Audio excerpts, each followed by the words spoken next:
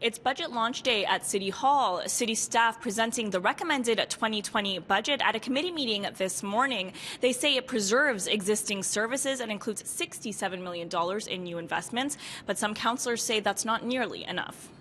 This is not a great budget. We are continuing to manage the budget in a fiscally prudent and responsible way. This budget utterly lacks an imagination in making the investments the Torontonians know they need. The budget does preserve all existing city services. A difference of opinions at City Hall on the $13.5 billion operating budget recommended for 2020. The budget chief applauding his team, while critical councillors say a growing backlog in the city's state of good repair funding is about to make public services a whole lot worse. If you drive on a city street, you can count on the roads getting worse in future years. If you take public transit, you can count on the transit service getting worse. But Budget Committee considers $67 million in new investments a big win. That money will fund priority city services like poverty reduction, climate change, safety and security, and transit. City staff balancing the budget by increasing property taxes at the rate of inflation and with a 10-cent TTC fare increase expected to bring in $32 million, but considered a step back in the city's affordability goals.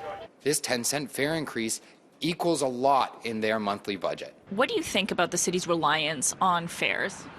Well, it's kind of a double-edged sword.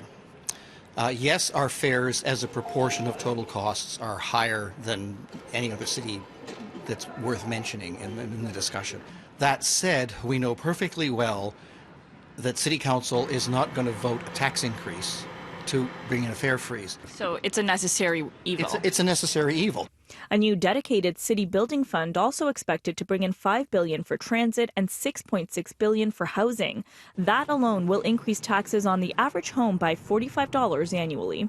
It's an emergency when you're adding. Climate advocates also attending the meeting this morning. They expected stronger action after City Council declared a climate emergency in the fall.